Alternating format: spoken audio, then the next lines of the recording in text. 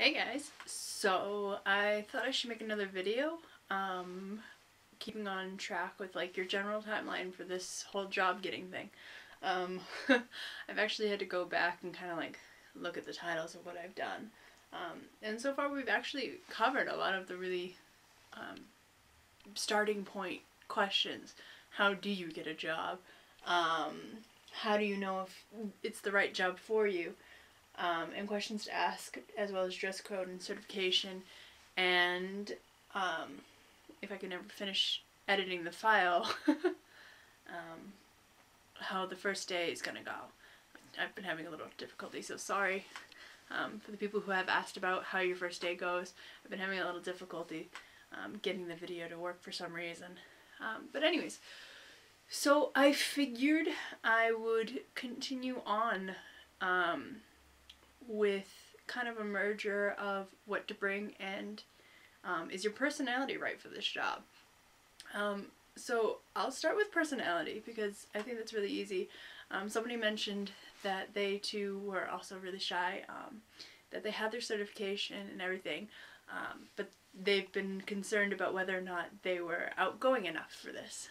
I know I mentioned in a previous video that I am shy, which is why I can't always keep eye contact with my invisible audience. Yay! I believe, though, if you truly well, in my case, I'm an ALT, and I happen to have a lot of elementary school and middle school students.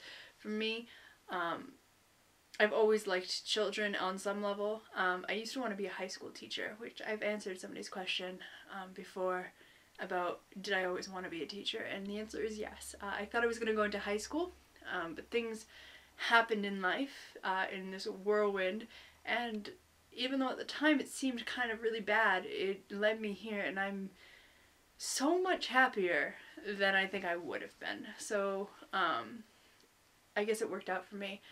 But anyways, do you have the personality? Well, that's kind of something you've got to think about. Do you have any experience with children, yes or no, if that's what you're going into as an ALT, because usually you're going to get elementary school and middle school. If you get high school, cool. Then your question should be, can you tolerate teenagers?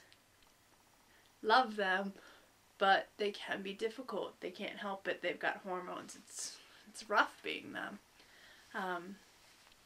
So for me, I've always liked children.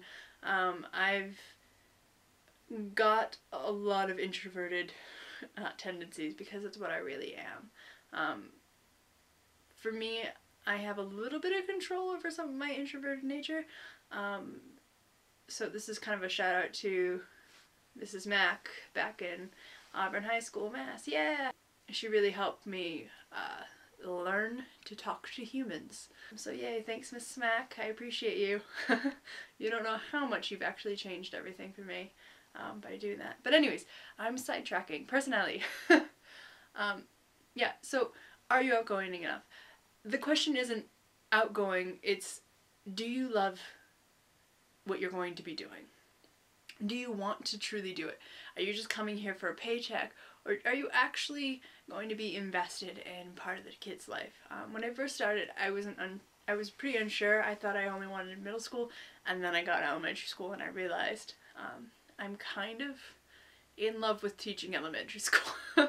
I love my junior high school students, don't get me wrong. But as an ALT, I can be so ridiculous and I don't have to worry. I think the worst part about being an introvert is that you worry how everybody's going to perceive you all the time, and my first couple of months here, it was awful. Internally for me. Every day was a struggle. Just to like get over the hoops of, am I doing this right? Am I okay? Is this how I'm supposed to be acting?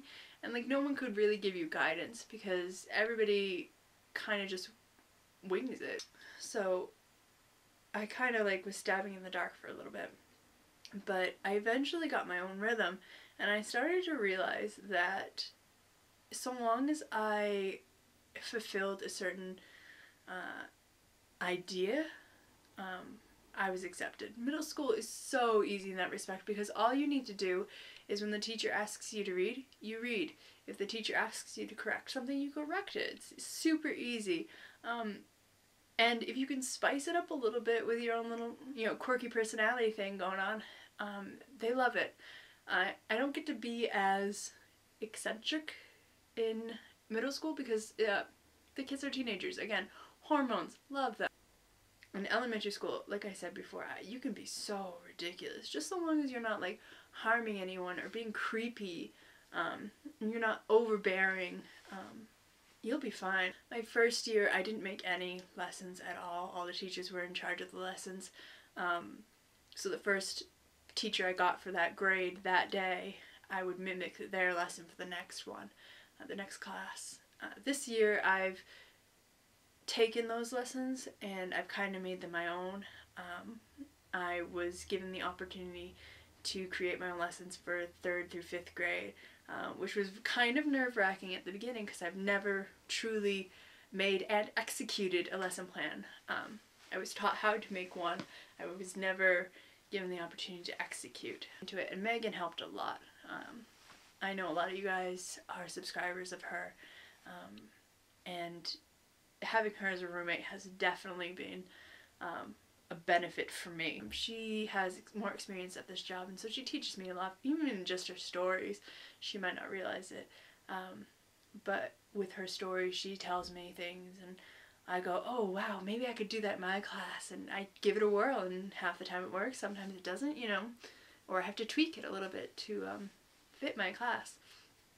But the point that I'm trying to make is that you just have to be you. If you're super shy, just do what I do, what I've had to do. Take that and just kind of like, don't lock it up. Don't pretend it doesn't exist, because it does.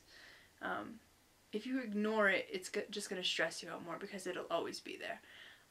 What you have to do is take it, but change it. The way you are with your friends, that comfort level, imitate it.